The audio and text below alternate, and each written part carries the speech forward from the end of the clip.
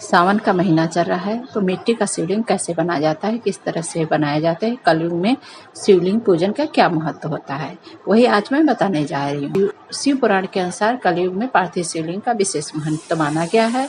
कहा जाता है कि जो व्यक्ति भक्ति पूर्वक शिवलिंग बनाकर पार्थिव शिवलिंग का पूजन करता है, रुद्राभिषेक करता है, उसके सभी मनोकामनाएं पूर्ण हो जाती हैं। मिट्टी के शिवलिंग को कहा जाता है पार्थिव शिवलिंग। शिवलिंग की ऊंचाई 12 अंगुल से ऊपर नहीं होनी चाहिए। सभी देवी देवता की साक्षात्कार रूप से पूजा की जाती है, लेकिन भगवान शिव एकमात्र ऐसे देवता हैं जिनकी पूजा साकार और निराकार दोनों रूप में किया जाता है। साकार रूप में भगवान शिव मनुष्य रूप में हाथ में त्रिशूल और डमरू लिए बाघंबर की छाल पहने नंदी की सवारी करते हुए नजर आते हैं। शिव पुराण के अनुसार साकार और निराकार दोनों रूपों में महादेव की पूजा फलदायी होती है। वहीं शिवलिंग की पूजा करने वाले को उत्तम फल की प्राप्ति होती है। शिव पुराण में भगवान शिव की आराधना के लिए शिवलिंग का विशेष महत्व माना गया है। शिवलिंग की आराधना करने से सभी कामनाएं पूर्ण हो जाती हैं, दुखों का निवारण हो जाता है।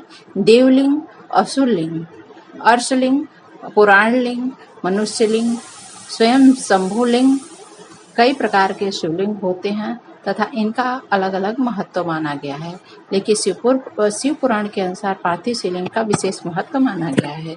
मिट्टी के शिवलिंग को पार्थिव शिवलिंग कहा जाता है। मिट्टी का शिवलिंग गोबर का गुड़, मक्खन, भस्म, मिट्टी, गंगा जी की मिट्टी हो तो अति उत्तम है। नहीं गंगा जी की मिट्टी हो तो कहीं साफ जगह का मिट्टी लेना चाहिए। उसमें सारी चीज़ों को डाल के, शहद सब कुछ डाल करके तब उसका शिवलिंग बनाना चाहिए, ना कि कहीं ऐसी जगह की मिट्टी ले लें।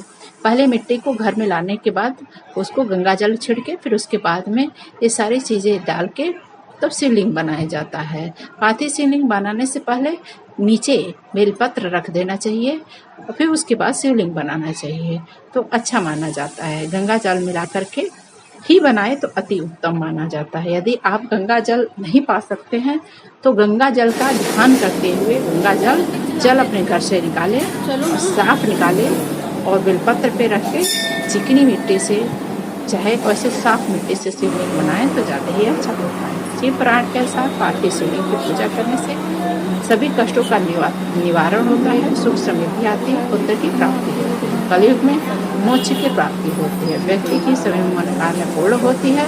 शिवलिंग को मिट्टी की शिवलिंग को उत्तम माना गया है। कहा जाता है कि जो व्यक्ति मिट्टी का शिवलिंग बनाकर, पार्थिव शिवलिंग बनाकर रुद्राभिषेक सावन के महीने में करता है, उसकी सभी मनोकामनाएं पूर्ण होती हैं। जो लोग यदि किसी कारणवश मंदिर नहीं जा पाते हैं तो वो मंदिर जाते हैं तो मंदिर जाके पूजा करें। यदि नहीं जा पाते हैं तो घर में ही अपने गमले में ही पार्थिव शिवलिंग बना के पूजा कर सकते हैं, क्योंकि भगवान को कहीं भी बुलाया जा सकता है। यदि आप थाली में घर में बनाना चाहे तो घर में भी बना सकते हैं, नहीं तो आप गमले में बना के पूजा करना चाहते हैं किसी पेड़ के नीचे तो अति उत्तम माना गया है। लेकिन वह पेड़ तुलसी जी का नहीं होना चाहिए। भगवान शिव की पूजा के लिए शिव जिस सावन के महीने में सबसे ज़्यादा शुभ और उत्तम माना गया, उसमें पार्थिव शिवलिंग ज़्यादा ही उत्तम माना गया है। सभी के कल्याण के लिए सावन के महीने में भोलेनाथ को प्रसन्न करने के लिए मिट्टी का शिवलिंग बनाया जाता है।